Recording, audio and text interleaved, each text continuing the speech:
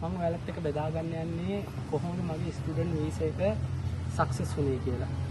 මම student visa එක apply කරන්න පටන් ගත්තේ මීට මාස 2මාරකට වගේ උඩදී.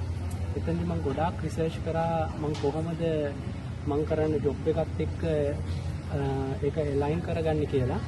එතනදි මම ගොඩාක්ම කල්පනා කරේ මගේ තියෙන බජට් එකත් එක්ක මොන වගේ රටකට ඇප්ලයි කරනවද කියලා. මම අවුරුදු 10ක් 12ක් අතර මගේ හොස්පිටැලිටි ඉන්ඩස්ට්‍රි එකේ එක්ස්පීරියන්ස් එකත් එක්ක මට වුණා ටයිම් එක තවත් වේස්ට් නොකර ඉක්මනින්ම ස්ටුඩන්ට් වීසා එකක් ගන්න. එතනදී මම ෂෙනගන් ඒරියා එකේ ගොඩක් කන්ට්‍රීස් සම්බන්ධව මම රිසර්ච් කරා.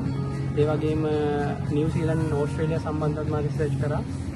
එතනදී මට හම්බුණ හොඳ කන්සල්ටන්සි සර්විස් එකක් තමයි ටැල්නෙට් කියලා කියන්නේ. ටැල්නෙට් කන්සල්ටන්ට් සර්විස් එකෙන් මට දුන්නේ ඇත්තටම සෑහෙන ලොකු පර්සනලයිස් සර්විස් එකක්.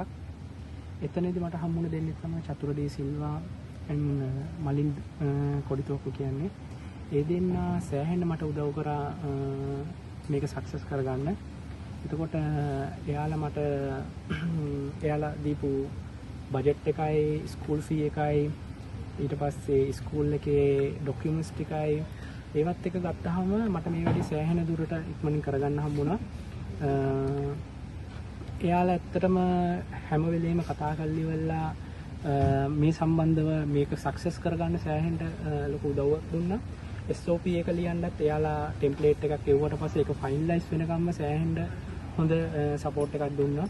ඊට පස්සේ ඩොකියුමන්ට් ෆිල් කරන ඒවා අපි මොන විදිහටද ඒක arrange කරලා VFS එකට සබ්මිට් කරන්න ඕන කියන එක පවා ඒගොල්ලන් සෑහෙන ලොකු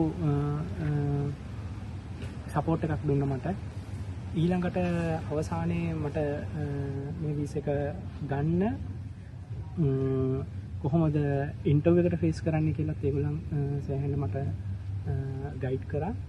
ඊට පස්සේ දවස් 45ක් වගේ පුංචි කාලයකින් මට මගේ වීසා එක ගන්නට හැකියාව ලැබුණා. ඒ හැම මට ස්ටුඩන්ට් වීසා එක ගන්න ගොඩාක් උපකාර කරේ ටැල්නෙට් කන්සල්ටන්සි ප්‍රයිවට් ලිමිටඩ්.